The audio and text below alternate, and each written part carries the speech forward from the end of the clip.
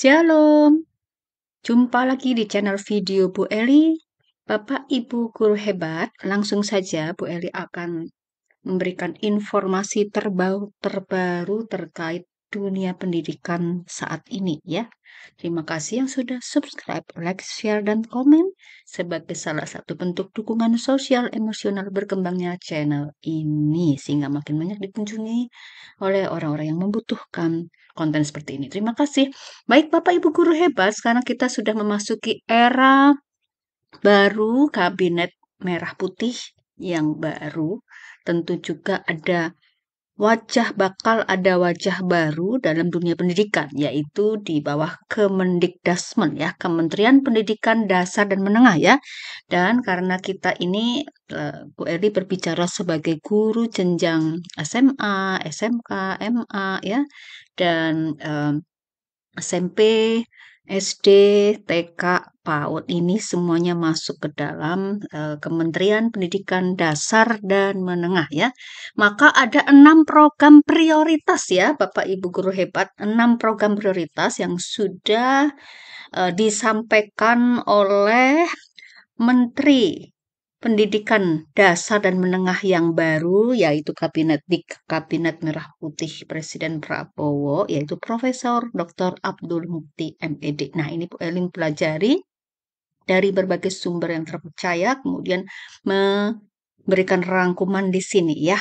Bapak Ibu guru hebat, kita sebagai guru perlu mengikuti perkembangan dari pendidikan yang sedang bergulir saat ini ya, karena kita adalah aktor di dalam dunia pendidikan itu sendiri ya. Jadi kita harus mengetahui apa saja yang akan berubah dan apa saja yang harus kita persiapkan di dalam menghadapi perubahan itu, khususnya saat ini ya, yang sedang didengung-dengungkan dan juga sudah disampaikan oleh Bapak Menteri Pendidikan sendiri ya. Nah, 6 program prioritas Kemendikdasmen ini apa saja, kita mulai. Yang pertama ya, itu program pendidikan karakter. Jadi ini yang Bu Eli kasih highlight warna merah ya. Yang kita highlight adalah karakter ya, karena ini kita perlu meningkatkan karakter dari murid-murid kita ya, khususnya belakangan banyak kasus yang muncul ya di media sosial terkait dengan karakter murid-murid dan seterusnya ya. Dan ini bagian yang penting ya, karena mestinya adab dulu baru ilmu ya Bapak Ibu guru hebat. Oleh karena itu, rencana atau program yang akan dilaksanakan itu nanti aktivitasnya bisa seperti ini ya, pelatihan BK untuk guru BK dan guru kelas. Guru kelas itu untuk SD ya, BK itu untuk jenjang di atasnya. Peningkatan kompetensi guru BK dan juga guru agama. Ini kaitannya dengan pendidikan karakter. Jadi ada guru BK dan guru agama ya yang akan menjadi aktor utama di sini. Kemudian pengangkatan guru BK ya. Jadi guru BK itu sekarang sedang banyak sekali dibutuhkan untuk mensupport pendidikan karakter di sekolah-sekolah. Dan peningkatan karakter 7 kebiasaan anak Indonesia yang disampaikan oleh Profesor Abdul Mukti ya. Nah, nanti Bu Eli akan jelaskan apa itu 7 kebiasaan anak Indonesia, serta makan siang bergizi ya, makan siang bergizi seperti program yang sudah dicanangkan oleh Presiden Prabowo dan wakilnya. Nah, Bapak Ibu guru hebat, apa sih 7 kebiasaan anak Indonesia? Ya, itu 1, bangun pagi ya. Jadi bangun pagi ini perlu dibiasakan, tidak hanya saat mau sekolah saja, tetapi hari Minggu, hari libur ya, itu juga diharapkan anak Indonesia konsisten bangun pagi, kemudian beribadah ya, lalu berolahraga ya, kemudian gemar belajar, harus dong ya. Dan ini yang di bagian yang Bu Eli kasih teks warna merah yang kita highlight, makan makanan sehat dan bergizi. Makanya program makan siang gratis, makan siang bergizi itu juga menjadi prioritas yang pada Kemendikdasmen untuk mendukung program pemerintah. Kemudian bermasyarakat ya. Jadi anak-anak tidak hanya belajar saja tetapi harus bermasyarakat, bersosialisasi ya. Lalu tidur cepat. Jadi tidak tidur larut malam. Karena kalau tidur cepat bangunnya subuh, bangun pagi itu lebih sehat sehat fisik, sehat mental ya, dan sehat pikiran, sekolah menjadi lebih bersemangat. Nah, ini perlu kita cermati, kita ingatkan kepada peserta didik kita, 7 kebiasaan anak Indonesia. Program kedua yaitu wajib belajar 13 tahun ya, Bapak Ibu guru hebat yang dulunya mulai dari berapa ya dulu 9 tahun, kemudian naik 12 tahun, sekarang ada peningkatan 13 tahun, berarti lulus SMA, kemudian D1 ya, berarti kalau 13 tahun itu eh, lulus SD 6 tahun, SMP 3 tahun, SMA 3 tahun, kemudian D1 jadi 1 tahun jadi 13 tahun ya.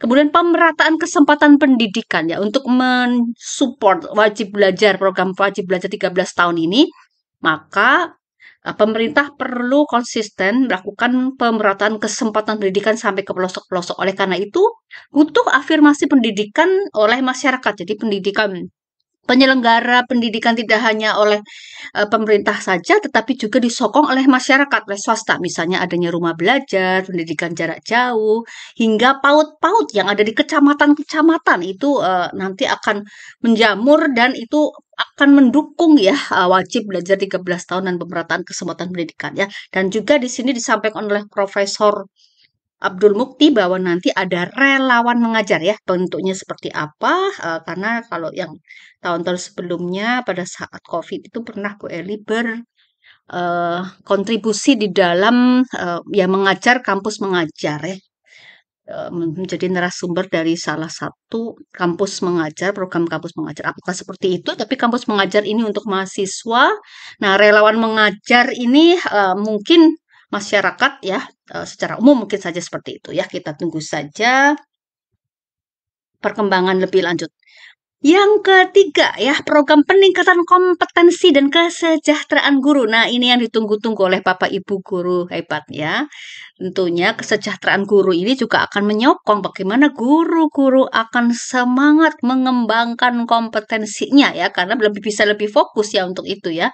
Jadi yang Bu Eli highlight adalah kompetensi dan kesejahteraan ini harus linear dan mestinya ya berjalan eh, beriringan saling mensupport ya. Oleh karena itu nanti akan ada aktivitasnya eh, kualifikasi pendidikan guru minimal D4 atau S1. Kalau dulu mungkin D3 ya, dulu zaman dulu ada ya guru SPG ya itu jenjang SMA, kemudian meningkat lagi D3, sekarang sudah D4 atau S1 ya, bahkan sekarang sudah banyak guru yang S2 bahkan S3 itu sudah banyak sekali ya. Artinya kualifikasi pendidikan, kualitas pendidikan Indonesia juga perlu didukung oleh kualifikasi kompetensi profesionalitas dari pendidikan guru-gurunya. Yang kedua, akan banyak pelatihan kompetensi guru ya, terutama terkait dengan program-program yang menjadi prioritas dari Kemendikbudrismen. Lalu peningkatan kesejahteraan melalui sertifikasi, kabarnya adalah ada peningkatan nilai nominal yang diterima oleh guru-guru melalui skema sertifikasi ya. Semoga semuanya mendapatkan kesempatan untuk mendapatkan hal poin ketiga ini. Baik ya, Bapak Ibu guru hebat keempat nih ya. Programnya adalah pendidikan MTK, matematika maksudnya, sains dan teknologi sejak usia dini ya. Jadi usia dini dibicara tentang jenjang PAUD ya. Nah, ini akan menjadi fokus yang ternyata dilatar belakangi oleh temuan-temuan dari Profesor Dr. Abdul Mukti di lapangan ya. Misalnya masih ada anak SMP yang sulit melakukan perkalian biasa, atau ada anak SD juga sulit untuk belajar matematika dan lain sebagainya. Oleh karena itu, MTK Sains Teknologi akan menjadi subjek utama ya yang akan diasah ya lebih tajam sejak PAUD usia dini TK. Maka akan ada pembelajaran matematika bahkan di jenjang TK nih Bapak Ibu guru hebat. Tentunya dengan cara yang berbeda pendekatannya melalui bermain mestinya begitu ya. Lalu kedua, pendidikan sekolah unggul dan pengembangan sekolah unggul. Jadi ini belum paham nih Bu Eli ya. Sekolah unggul di sini yang seperti apa ya? Tapi siap-siap saja ya. Kalau yang Bu Eli ingat adalah zaman Bu Eli itu pernah bantu dari RSPI, zaman RSPI ya. Jadi rintisan sekolah bertaraf internasional ya, yang bilingual. Apakah seperti itu atau unggul di bidang yang mana ya? Mungkin mungkin saja seperti itu ya. Nah, lalu penguatan pendidikan vokasi, kejuruan dan pelatihan. Berarti ini untuk jenjang SMK ya, karena vokasi ya. Jadi SMK juga menjadi poros perhatian dari Kemendikbudrismen saat ini ya, karena ini menyokong pengembangan kompetensi 9 kecerdasan dari murid-murid kita ya. Nah, hal ini akan dicapai melalui penerapan penguatan pendidikan unggul yang akan diasah melewati literasi ya, numerasi, mengasah literasinya. Literasi itu luas sekali ya, Bapak Ibu guru hebat. Bisa literasi membaca, menulis, digital, media, finansial, lingkungan, ya, dan seterusnya ya, literasi. Kemudian numerasi. Numerasi ini bukan matematika, tetapi lebih kepada menggunakan critical thinking, ya, analogi berpikirnya untuk menyelesaikan masalah-masalah yang terkait dengan angka, ya. Meskipun matematika itu adalah basisnya tentu ya, tetapi numerasi lebih kepada problem solving dalam angka-angka yang kita jumpai ya, menggunakan keterampilan angka, melihat, menganalisis angka dalam keseharian ya. Kemudian sains teknologi. Jadi nanti pembelajaran STEM, project based learning berbasis STEM itu akan menjadi pembelajaran yang unggulan ya, dan menjadi pembelajaran yang menyenangkan, yang harusnya disupport oleh sekolah ya. Bu Eli pernah melaksanakan pembelajaran STEM dalam bentuk project based learning, membuat green baterai, ya, membuat eco brick, bla bla bla. Itu ada di kelas 12 atau fase F12 SMA ya, mungkin kira-kira seperti itu ya gambarannya ya.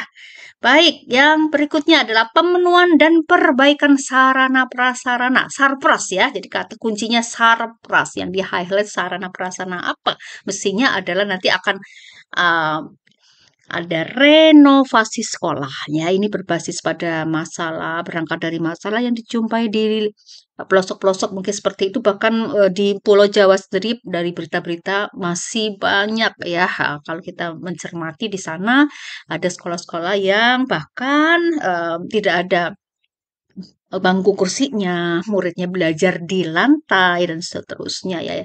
Itu memprihatinkan sekali ya, atapnya sudah mau roboh, banjir dan seterusnya. Itu menjadi tanggung jawab pemerintah ya untuk memberi pemenuhan, perbaikan dari sarpras supaya murid-murid di Indonesia secara merata ya bisa bersekolah dengan layak ya. Ini tentu akan menjawab ya ini ya, pemerataan kesempatan pendidikan. Jadi ini program yang saling mendukung terkait satu sama lain ya. Berikutnya, yang terakhir adalah pembangunan bahasa dan sastra. Bapak Ibu guru hebat, jadi kata kunci yang di-highlight itu adalah bahasa dan sastra. Bahasa apa nih ya? Tentunya bahasa Indonesia, bahasa daerah ya. Itu menjadi penekanan ya pada program unggulan di sekian bulan ke depan, tentunya mungkin saja akan diterapkan dan harusnya akan gercep ya diterapkan di tahun ajaran baru 2025-2026. Apa saja aktivitas yang akan dilakukan? Di sini ada pemartabatan bahasa negara ya dalam bentuk aktivitas ABC ya. Kemudian perlindungan bahasa daerah, apakah ini melalui sebuah kebijakan ya, dan seterusnya. Penginternasionalan bahasa Indonesia, wah keren nih ya. Bahasa Indonesia kabarnya sudah digunakan ya di beberapa negara maju ya, bahwa guru-guru kita mengajar di sana, mengajar bahasa Indonesia untuk orang asing. Jadi ini masuk ke dalam pengembangan ya, penginternasional bahasa Indonesia. Kemudian tentu saja dengan peningkatan literasi. Jadi ini tentu akan didukung oleh kantor balai bahasa di provinsi masing-masing dan seterusnya ya. Demikian Bapak Ibu guru hebat, 6 program unggulan Kemendikbudrismen yang mungkin saja akan kita jumpai ya sudah akan dilaksanakan pada tahun ajaran baru 25-26 nanti. Jadi sebagai guru kita harus ikut ya pergerakan ini. Terus bergerak untuk meningkatkan kompetensi kita ya sebagai guru-guru untuk apa ya? Tujuannya, goalnya adalah pendidikan nasional yang menyongsong, yang siap untuk mewujudkan Indonesia Emas 2045 ya. Demikian ya Bapak Ibu guru hebat. Nah, silakan dicermati ya poin-poin 6 program unggulan Kemendikdasmen ya yang sudah disampaikan dari berita-berita yaitu langsung oleh Profesor Dr. Abdul Mukti MED sebagai Menteri Pendidikan Dasar dan Menengah kita ya. Jadi kata-kata kunci yang muncul di sini dalam program prioritas ini itu perlu kita cermati dan kita melaksanakan persiapan ya. Kita persiapan mandiri dulu ya, sebelum ada pelatihan-pelatihan dan seterusnya dengan banyak membaca, dengan persiapan masing-masing ya, sesuai dengan bidang kita masing-masing. Apakah kita sebagai guru MTK, guru IPA, guru TIK, guru bahasa ya, guru bahasa Inggris, guru agama, guru BK, guru IPS dan seterusnya. Tentunya semuanya akan sama-sama bergerak untuk menyongsong perubahan wajah baru, penguatan dari kurikulum merdeka yang semakin bagus ya, semakin mendukung kualitas pendidikan kita. Terima kasih Bapak Ibu guru hebat sudah menonton video ini sampai habis. Jangan lupa share kepada teman-temannya supaya semua juga tahu dan bisa mempersiapkan diri dalam menyongsong program prioritas Kemendikdasmen Wajah Baru Pendidikan Indonesia. Terima kasih, Tuhan memberkati. Amin.